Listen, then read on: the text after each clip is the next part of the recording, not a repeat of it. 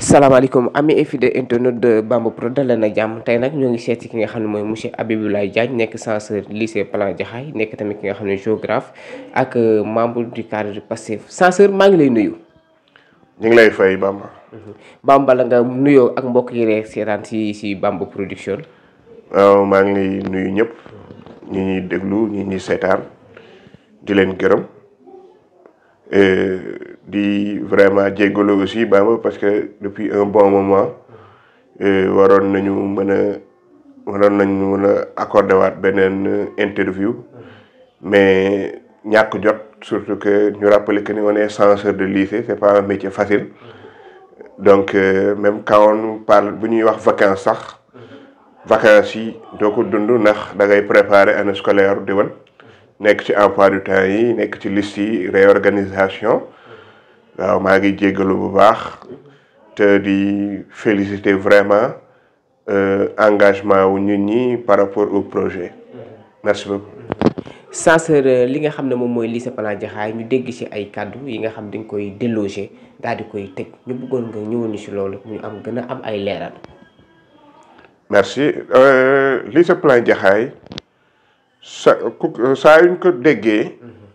li lay njëkk frappé mooy les problèmes environnementaux du lycée depuis des années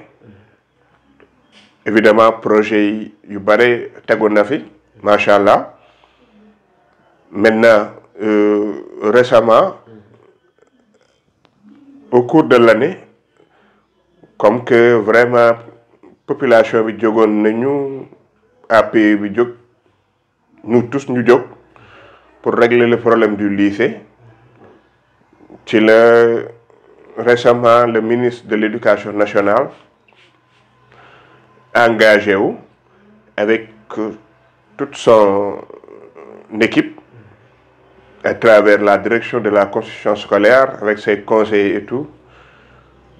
ñu woo ñu autour d'une table avec l'IA Pikine Guédiawaye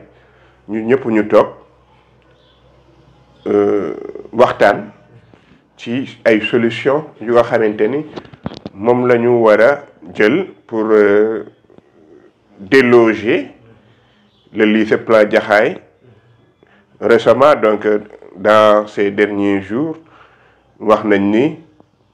au niveau du bloc scientifique et technique de Kër Massar bi nga xamante ne mi ngi nekkee juste au niveau de Jaxaay foofu la ñuy reloger voilà léegi nag au nom de toute la communauté éducative du lycée Plan Jaxaay je rappelle au ministre avant tout nous lançons des remerciements mais aussi toute la communauté éducative du lycée Plan Jaxaay s'attend à ce que d'abord ce relogement se fasse dans les conditions normales ñu reloger ñu le plus normalement possible et que conditions yi bokk ci ñu jàngale normalement évoluer ak xale yi le plus normalement possible dans de très bonnes conditions le temps que le plus rapidement possible reconstruction du lycée Plan Jaxaay commencé et que lépp lu ñu ci war a def ñu waxtaan avec toute la communauté éducative que ça soit parents d'élèves professeurs surveillants administration élèves et tout ñu waxtaan ak ñëpp donc même au sein de la communauté éducative gars yi ñu ngi poser ay questions par rapport ak délocalisation ou relogement donc j'ai confiance nous devons avoir confiance mais quand même nous devons veiller donc parents d'élèves yi professeurs yi élèves yi ñëpp engagé wu nañu pour que gouvernement bi surtout le ministre de l'éducation nationale on le remercie monsieur Guirassy li mu wax pour defaraat lycée Plan Jaxaay ñu def ko à la même site je profite de l'occasion aussi pour féliciter la diligence l'engagement du directeur des constructions scolaires monsieur Dia et tous les autres conseillers tous ces autres collaborateurs yi nga xam te ñuy liggéey ak moom macha allah ñu ngi leen di féliciter ci seen diligence et que lépp lu ñuy def ñu ànd ak ñun à la même site sur le même site du moins ñu tegaat lycée bi def ko ci ay normes yu extraordinaire yu rafet XXL mu nekk lycée bu nga xamante ni bu ñuy ràññee la ci Sénégal surtout que lycée Plan Jaxaay fi mu placé dafa baax donc da ngay génn sortie 9 rek vraiment tu tournes rek jot ko donc mu nekk lu nga xamante ni war na mën a nekk architecture bi nga xamante ni chaque fois war na mën a firndeel liggéeyu gouvernement bi liggéeyu ministre de l'éducation nationale liggéeyu direction construction scolaire. Merci beaucoup. Censeur ñu bëggoon xam ci ay kàddu. Censeur question bu may ñëwaatee mooy ci lycée bi la ba léegi muy le proviseur bi nga xam ne Tamsir Sylla jël na retraite ñu am beneen proviseur bu bees yoo xam ne ñoo ngi koy xaar mu nekk ki nga xam ne mooy Amadou Wuri Diallo tey naka ngeen di préparer ki nga xam ne mooy l'arrivée de Amadou Wuri Diallo et la sortie de proviseur bi nga xam ne moom mooy Tamsir Sylla. waaw question bu am solo proviseur bi nga xamante ni moom moo nekk lycée Plan Jaxaay monsieur Tamsir Sylla war a dem à la retraite beneen proviseur war a ñëw c'est l'occasion aussi pour vraiment ñu am reconnaissance ci monsieur Tamsir Sylla par rapport surtout ak expérience bi nga xamante ne moom la indi lycée Plan Jaxaay avec son ouverture avec sa vision consensuelle de la gestion mu nekk suñu nijaay vraiment tënkuñu yaatal ñu di gérer lycée bi ñun ñëpp booloo vraiment au sein de l'amicale macha allah bu ubbil buntu parents d'élèves yi parce que bi mu ñëwee aussi il y a 4 ans la créé waat association des parents d'élèves ñu am appui bu am solo bu dëgër macha allah vraiment Tamsir Sylla ñu ngi koy ñaanal retraite bu paisible retraite ba nga xamante ni macha allah dina si jëlee wér gu bëri wér gi yaram yàlla sàmm ko sàmm njabootam macha allah lépp lu nga xamante ni bëgg na ko yàlla na ko yàlla may ndaxte nekk na nit ku baax ku woyof ku mën li muy def retraite bi itam mu war a nekk lu nga xamante ni war na gën a mën a participer aussi avec son temps à des productions intellectuelles ba pare di gën a jàppale évolution wu Sénégal donc encore une fois monsieur Tamsir Sylla ak ñëpp ñi nga xamante ni jot nañu retraité au niveau du lycée Plan Jaxaay ñoom ñëpp ñu ngi leen di ñaanal wér-wérle gudd fan ak jàmm mu ànd ak xéewal ak yiw yu bare macha allah merci beaucoup. sans question boo xam ne ko fàtte woon lycée bi boo leen dem administration bi day des ci lycée bi élèves yi dem wala ñëppay ànd daal di dem. waaw comme ni ma ko waxee léegi réunion bi ñu jotee def c'est pour wut ay solution et donc récemment il y a juste une semaine li nga xamante ni moom la IA Pikine Guédiawaye monsieur Babou def ci détermination wu coordonné ak waa direction de la construction scolaire ànd ak le proviseur ak toute l'équipe bi ñu gisee nee nañ ñu directeur de la construction scolaire moo proposé à ce que ñu réunir ñu ci benn site donc à la fin solution bi ñu jël mooy réunir ñu ñëpp regrouper ñu ñëpp ci benn site muy bloc scientifique et technique ñu ñëpp fan la ñuy nekk macha allah loolu la solution loolu la ñu jël comme solution. kon bu ñu sukkandikoo ci kàddu censeur mooy élèves yëpp ak administration bi yëpp da leen di déloger fi nga xam ne mooy bloc scientifique bi ngeen def année scolaire 2026 ak 2025 incha allah rabbi. censeur dañuy dem ci li nga xam ne moom mooy politique mu daal di lëmbee suñu dëkk bi sénégalais yëpp en ce moment nekk ci moment de hivernage. taw bi di wàcc kon ñi di inondé ak dëkk bi tey ban jàng nga ñu defee see xam ne mooy inondation bi nga xam ne tey moom ak Sénégal ak sa gis-gis. voilà donc Bamba c'est l'actualité on est en hivernage inondation yàgg na am un peu partout dans le monde bu ñu xoolee il y a surtout l'effet des changements climatiques. Donc changement su amee ci cadre climat bi yi mooy résultantam ay inondation élévation du niveau des eaux ak yooyu yëpp donc bu ñu xoolee fii nii au Sénégal problème inondation yàgg na fi am maintenant avec le nouveau régime ñu gis ni comme cela s'est toujours fait dañuy jël affaire inondation accolé ko affaire politique c'est vrai parce que la politique de l'État moo war a gérer les inondations c'est normal. Maintenant Bamba li ñu war a xam mooy nguur bi fi nekk nii bi muy ñëw il y a pas encore 2 ans dañ fi ñëw fekk fi ñu yàgg am problème inondation ñu génne woon 700 et quelques milliards pour un programme décennal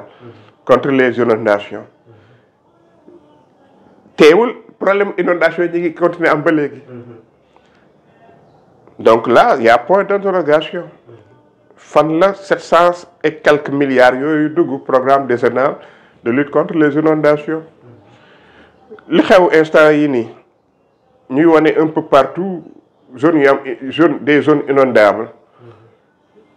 donc ça veut dire que y a problème fan la xaalis boobu dugg boobu ba léegi. Ensuite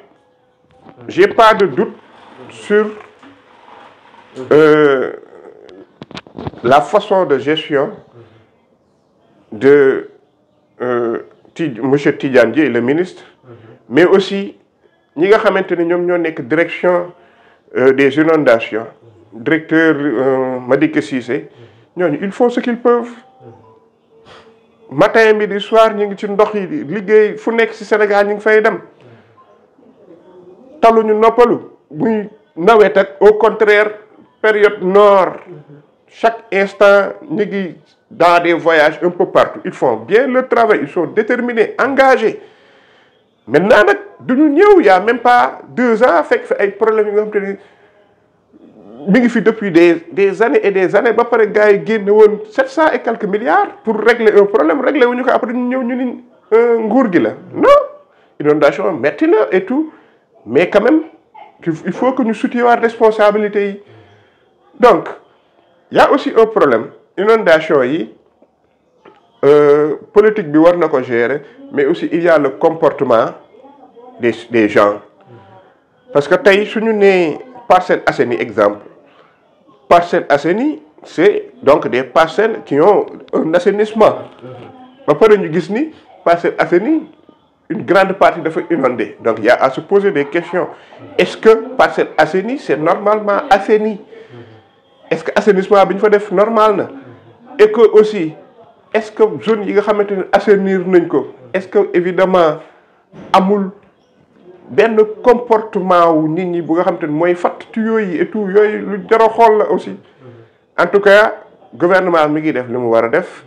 ñi ngi ci matin midi soir bi ñu ñëwee yàggul ils font tout ce qu'ils peuvent pour régler les problèmes de l'inondation doo ñëw tey rek bëgg régler des problèmes yi nga xamante ne ñu ngi fi depuis des années et des années ñu ngi ci mais yoruñu baguette magique encore une fois léegi nag aussi lu jëm ci affaire assainissement dafa laaj itam population bi ñu am yenn nu ñuy defee parce que boo gisee couvercle caniveau yi gars yi dañ koy sàcc tey buñ la wonee caniveau yi nga gis da nga ciy fekk ay saaku suuf ak ay ainsi de suite donc y a plusieurs problèmes à régler à ce niveau mais duñu jël problème bi rek ni c'est la gestion de Sonko et de Diomaye non il y a à revoir les choses en tout cas ñi fi nekk ni ils se donnent tout totalement pour régler les problèmes ils sont engagés déterminés waaw bokkul ñi nga xamante ne nag ñu ngi fi woon teg un plan décennal de 700 et quelques milliards aucun résultat voilà donc loolu la merci. waaw Sasseur si politique lañuy nekk ba léegi sénégalais yi am na ñoo xam ne ñoo ngi jóg naan dëkk bi metti na dëkk bi neexul économiquement tey ban jàngat nga ñu ciy defaral si loolu. waaw nit ñi c'est normal ñoom li ñuy yëg instant yi dañ koy wax c'est normal mais àdduna balaa ngay wax benn affaire il faut bien réfléchir dëkk bi metti na ñi ngi wax naan am na y a toujours la vie chère chef d'entreprise yu bare sooy waxtaan ak ñoom ils te disent que non Diagne sa gars yi defuñu fi dara les choses sont compliquées et tout ça waaw mais pourquoi les choses sont compliquées il faut se poser la question régime bi ñu nekk nii c'est un régime qui remplace un autre régime qui a fait 12 ans, qui remplace un système qui a fait 64 ans. Ñu ñëw il y a juste 1 an et poussière, 1 an et demi, quelque chose comme ça. Ñu bëgg xalaat ni ñun dañuy yore benn baguette magique rek def nii rek affaire yi mel ni nga xamante ne moom lañ ko bëggee ñun ñëpp mënul nekk. Sonko est magique. Sonko, machallah, est magique. Moom ak le président de la République, tout le gouvernement, tout passif, ñu ngi mobilisé wu matin midi soir di jóg ak di daanu di dem di dellu si pour réguler les problèmes économiques, les problèmes sociaux. Mais lu tax du yomb coûte que coûte dès le début, c'est parce que dafa am lu ñu fi fekk. dafa am lu ñu fi fekk. lan lañ fi fekk benn politique bu nga xamante ni on parlait de politique de Sénégal émergent, programme Sénégal émergent, loolu moo doon politique gu ancien régime bi. comme que léegi nag dañu ñëw fekk fi situation boobu ñu teg jubal jubbanti parce que xam nañ ni y a eu beaucoup de problèmes yu nga xamante ni mi ngi jóge ci ay affaire surfacturation, affaire détournement ak leneen ak leneen. man mënuma comprendre sénégalais ngeen nekk groupe bu sénégalais ki nga xamante ni day jiite muy def ay réalisation à partir de notre argent wala muy lépp xaalis à notre nom di def ay réalisation suy def réalisation am une partie yëpp da koy defalke def ci lu ko neex après mu nekk genre surfacturation après tegal la ay affaire yu nga xamante ni mi ngi ko defee sous le coup de la surfacturation nga naan merci beaucoup tel te alors que léegi comme ni ñu xoolee il y a eu donc des dettes cachées ba pare yu nga xamante ni FMI confirmé na ko en 2024 plus de 4000 milliards de dettes cachées. loolu nag moo ñu yóbbu au 5e sous-sol. gouvernement Sonko Diomaye teg jubal jubbanti pour régler problème boobu. encore ñu teg politique de redressement de l'économie sénégalaise pour ñu régler encore problème boobu. PRES boobu nag moom mooy jubbanti Sénégal jubbanti économie Sénégal ba pare indiwaat ko ba à la normale ba pare war mën a créer émergence. noonu la affaire bi demee moo tax nit ñi balaa ñuy wax nañu réfléchir et que nit ñi nañu def tout di ànd avec la vérité. yàlla nee na balaa ngay ànd ak kenn na nga xool ndax nitu dëggu la. wax nañ ko dans la Bible wax ko dans le Coran. dans la Bible Jean 4 2.24 Dieu est esprit, c'est pourquoi nous devons l'adorer en esprit et en vérité. yàlla wax vérité le véridique ci lu ne. boo ñëwee dans le Coran suratu Tawba surat 9 aaya 119 verset 119 yàlla mi ngi wax mu ni yaa ayyuhal lazina amanu ittaqullaha wa kunu maha saadiqin mu ni yéen ñi nga xamante ni da ngeen gëm ragal leen yàlla te ngeen ànd ak ñi dëggu ñi les véridiques as-sadiq mooy ñi nga xamante ni dañu dëggu. donc Sonko ak Diomaye ak toute l'équipe mais dëgg moo leen tax a jóg. ils se tuent avec tout ce qu'il y a comme patriotisme, tout ce qu'il y a comme engagement pour l'épanouissement des Sénégalais. mais balaa ngay wax nekk naan ñii dëkk bi dafa metteeg ainsi de suite mais xoolal fan la dëkk bi jógee. dëkk bi waroon na gën a extraordinaire nañu sant yàlla ba nga xamante ne am nañu gars yi fi nekk nii macha allah mais affaire dette cachée 4000 milliards de dette cachée loolu dëkk bu mu dal nga dugg ci musiba bu extraordinaire. et pourtant gars yi ñu ngi fi ñu ngi réguler les problèmes nànk-nànk ñu ngi dem ak di ñëw di réguler les problèmes richesse yi nga xamante ni ñu ngi koy exploiter de façon adéquate. bu fekkoon ñee duñ ko mën a exploiter nii ñu ngi koy exploiter léegi nag exploitation bi mënagul feeñ parce que moom dañuy fàttee le déficit. les dettes cachées moom lañ koy fàttee entreprise yi il faut ñuy fay impôt loolu dañuy régler les problèmes pour mën a par la suite souffler carburant war a mën a wàcc par la suite la vie chère war a mën a wàññeeku entreprise yi war a mën a souffler mais loolu mooy dëgg bi il faut aller avec la vérité dañ nit ñi épouser la vérité xam ne lii mooy dëgg ñu ànd ak moom mais bëgg nekk di lëndëmal affaire yi naan noo ñi def ñu fi dara temps yi fi ñee nekkee la dëkk bi mais non nañ waxante dëgg liñ fi fekk moo tax boo xoolee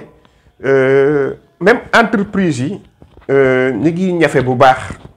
boo xoolee au niveau de la direction des aéroports au niveau surtout du port autonome de Dakar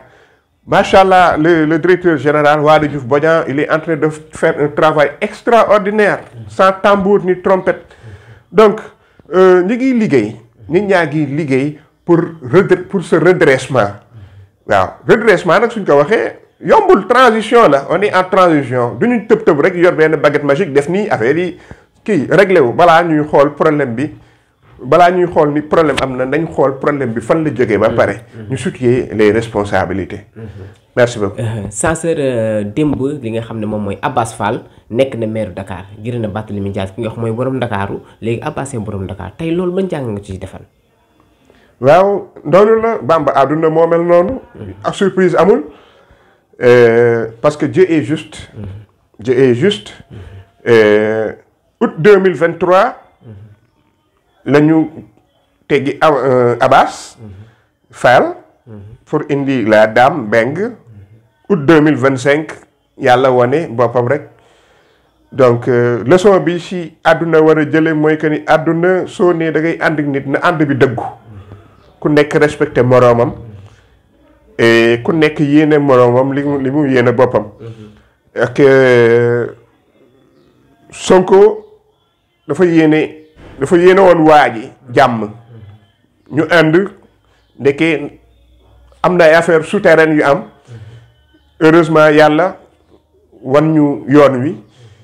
ba lii am sant yàlla li ñuy ñaan lenn la rek mooy que les choses continuent le plus normalement possible le nouveau maire Abass Sall yal na ko yàlla yombalal mission mu liggéey ak niñ ko xamee ci farlu ak ci déterminé wu macha allah Dakar war a mën a yegg fi nga xamante ni moom la mérité ànd ak tout l'ensemble du territoire sénégalais di évoluer vers l'émergence vers la véritable émergence et vers le développement incha allah. ok monsieur Diagne politique d'économie boobu fan la ñuy jëmee ñun fi nga xam ne ñun waa Sénégal. waaw politique économique finalité bi mooy le développement. développement ci développement la ñu jëmee développement mooy nit ku nekk di sentir wér di sentir am xam-xam loo bëgg lu nga xamante ni dafa baax ci dund nit ki nga jot ci facilement lu jëm ci liggéey logement accès au logement accès à l'éducation eau potable électrification dund bu cher bañ a am et tout loolu yëpp mooy développement léegi nag li ñu mën a wax mooy que ni fi ñu teg suñu tànk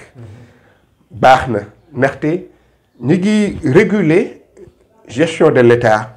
ñi ngi am ay ressources xam nañu nan lañ koy orienter vers le fait que nit ñi war ci mën a bénéficier wu mais développement wala croissance sax avant tout balaa ñu koy wax dafa am lu nga xamante ne moo nekk à la base. lan mooy base. soo xoolee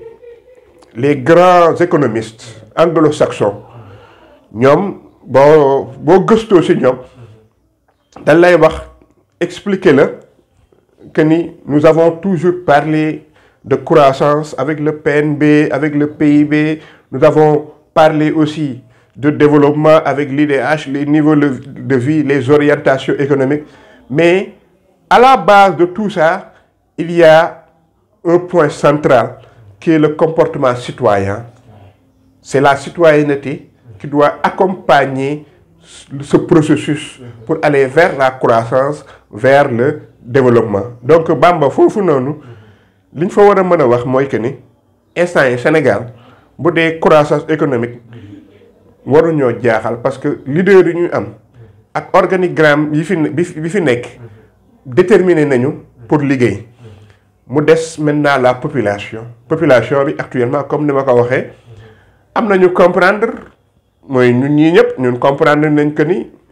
ñi fi nekk dafa am lu ñu fi fekk. ñu ngi muñ di ànd ak ñoom di dem mais am na ñoom te ne comprendre nag ñoo war a xippi seen xel xippi seen bët comprendre ñun ñëpp ñu àndandoo mais def beneen effort discipline. Sénégal soo xoolee. Durant le dernier recensement de juin ou juillet 2024, recensement général de la population, ñu ni Sénégal 18 millions 100 et quelques mille habitants là. Mais dans cette population, les moins de 19 ans ñoom ñoo composé 50% de la population. Genn wàllu population au Sénégal. Moins de 19 ans la ñu am ñu ni la les moins de 25 ans ont à peu près 63% composent à peu près 63% de la population. Les moins de 35 ans composent plus de 75% de la population. Loolu c'est extraordinaire Bamba. On est une population extrêmement jeune. Que la jeunesse d'une population soit day nekk une force wala mu nekk une bombe. Et donc jeunesse population boobu da nga koy encadrer le plus normalement possible pour mu war a mën a nekk une force sinon rek day nekk une bombe. C'est pourquoi même Sénégal même quand on parle de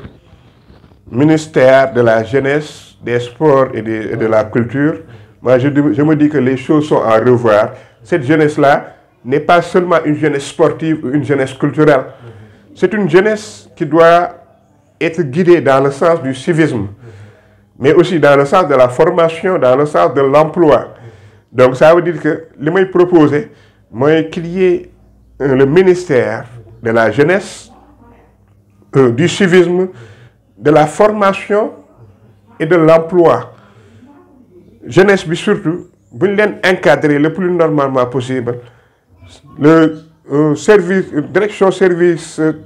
civique national ñu gën ko renforcer. Foofu vraiment dina am solo trop dina am solo aussi ci politique civisme boobu comme ni ma ko waxee woon symposium bi ñu fi defoon mu nekk assise politique ba ma ni la assise sociale pour la société, c'est-à-dire ñu war a toog pour régler les problèmes sociaux, surtout le problème de la discipline populaire, le problème du civisme. Loolu dafa war a am. Maintenant gouvernement bi ñi ku ci nekk ci secteur ñi ngi liggéey. Mais nag dafa am lu nga xamante ni les chefs religieux, l'église ñun ñëpp ñoo war a jóg pour taxawu gouvernement ba ci côté boobu. muy lan laa mën a wax foofu mooy que ni tey du sëriñ ñu jógoon def déclaration pour que population bi gën a xoolaat seen bopp. Tey man fi nga xamante ni foofu laa bokk. muy axlu laahi mooy les laayeen. Tey bu fekkoon ni que ñu ngi koy def suñuy kilifa ñu ngi koy def. ñu gën ko def. bu fekkoon ni que tey ci xalif généraux bu nekk xalif général bu nekk. def nga ka tey dina tax gars yi gën a defarwaat. gën a accompagner la politique. du gouvernement. nga xamante ni su boobaa naataange bi ñu jëm. dina gën a yomb. macha allah. Bamba nga bayal ma ci wax mais le Sénégal les Sénégalais. Des fois nga gis ci ay cas d'indiscipline yu extraordinaire. bëri na ci. J'ai toujours dit que le Sénégalais est capable du meilleur comme du pire lépp lu ñu def ñoo ko tey. bu ñu doon def tey concours pour être la nation la plus sage au monde dañuy jël pays. Mais tey itam bu ñu doon def itam concours pour xool ban nation moo gën a réew ci àdduna bi. ñu dinañ bokk ci pays. lu ñu def ñoo ko tey. Donc c'est pourquoi ñu war a gën a defarwaat. tey na la wóor ni Seydina Limaamu ñu bare ñu ngi wax ni ay Laayeen lañu mais Seydina Limaamu kontaanul si ñoom. ñu bare ñu ngi wax ni ay murid lañu. mais Xaadimal Moustapha kontaanul si ñoom. ainsi de suite ñu bare ñu ngi wax ni Tidiane lañ. mais sëñ El Hadj Malick si kontaanul si ñoom. ak ñeneen ak ñeneen ak ñeneen ak ñeneen ak ñeneen ak ñeneen donc gars yi war a xoolaat seen bopp comme ni ma ko waxee léegi xalif généraux yi war a def sensibilisation état bi woote autour d'une table les représentants ou xalif généraux yi les représentants de l'église aussi ñu ñëw ñëpp les chefs de culte et tout ça ñëpp ñëw ñu toog autour d'une table ronde waxtaan ci nan la ñuy gën a civiliser nan la ñuy asseoir yenn dispositif yu corsé pour discipliner les Sénégalais parce que itam foofu dina laaj itam état bi gën a wane boppam état bi war a mën a pare pour sévère pour que Sénégalais yi par rapport ak yenn indiscipline ñu gën a defaru parce que tey Bamba da ngay xool ci ay yenn secteurs yu bare da ngay gis ku war a jóg pour dem liggéeyi est-ce que mi ngi liggéey à l'heure bu dee jàngalekat yi macha allah emploi du temps la ñu am dañ koy respecter un peu partout ñeneen ak ñeneen ñi ngi respecter seen emploi du temps mais tey par exemple dans le secteur de la santé est-ce que médecins yëpp ñu ngi jóg pour fekk ji malade yi à l'hôpital malade yi nga xam te ni 5 heures du matin ñu ngi fa médecin bi war a ñëw 8 heures je sais pas mu war ka fa fekk bu est-ce que médecin bi mi ngi ñëw 8 heures est-ce que du ñëw 9 du jaar dem xam matt après ñëw 9 heures wala 10 heures jël un nombre de malades le reste après mu ni beneen rendez-vous donc du ñëpp mais ñi nga xamante ne ñi ngi koy def nañu defaruwaat